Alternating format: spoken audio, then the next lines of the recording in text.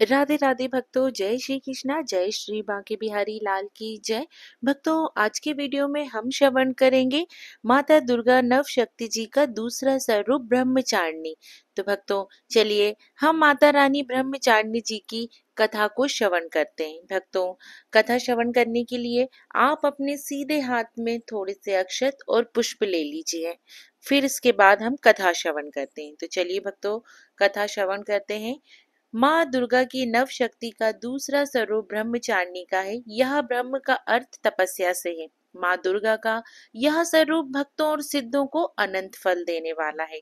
इनकी उपासना से तप, त्याग, वैराग्य, सदाचार और संयम की वृद्धि होती है।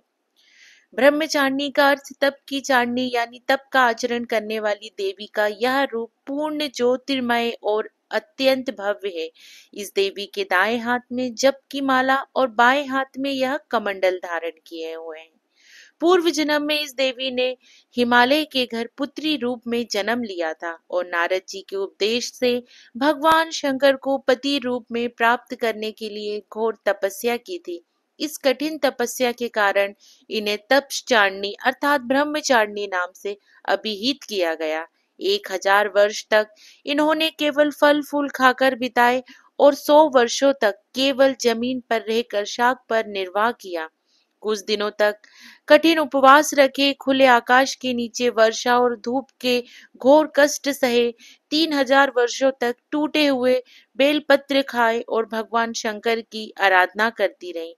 इसके बाद तो उन्होंने सूखे बेलपत्र खाना भी छोड़ दिए। कई हजार वर्षों तक निर्जल और निराहार रहकर तपस्या करती रही। पत्तों को खाना छोड़ देने के कारण ही इनका नाम अपर्णा पड़ गया।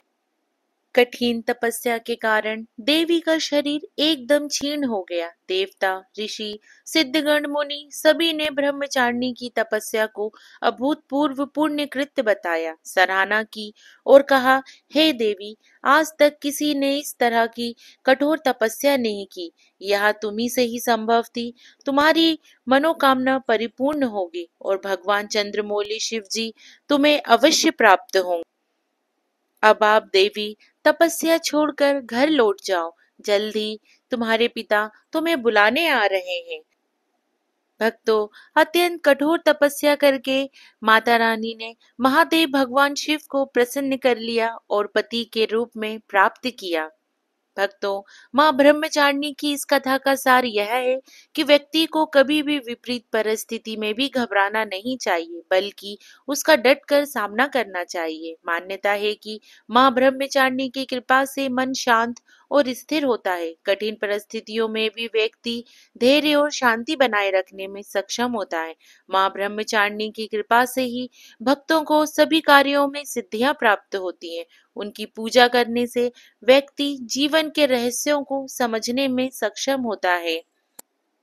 भक्तों, कथा पूर्ण हुई। अब आपके हाथ में जो पुष्प और जो आपने अक्षत लिए वो आप माता रानी के चरणों में समर्पित कर दीजिए। भक्तों, माता रानी की जो सच्ची भक्ति करता है, जो सच्ची भक्ति के साथ व्रत उपवास धारण करता है, माता रानी उसकी सभी मनोकामना पूर्ण करती हैं। तो भक्तों, आप सभी को माता रानी के दूसरे स्वरूप माँ ब्रह्मचारिणी की बहुत बहुत शुभकामनाएं। माता रानी आपकी मनोकामना पूर्ण करे। जय श्री राधे।